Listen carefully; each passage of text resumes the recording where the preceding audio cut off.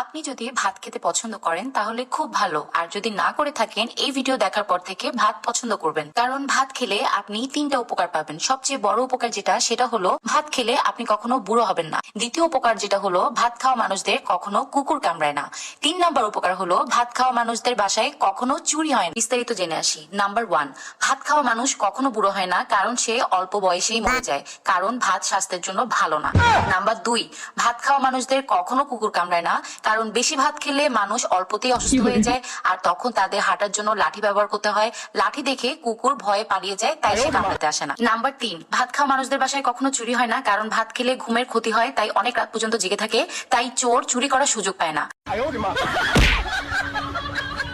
ভিডিওটা দেখে যদি উপকৃত হন তাহলে লাইক আর শেয়ার করে দিন। টাটা। দুষ্ট কোকিল।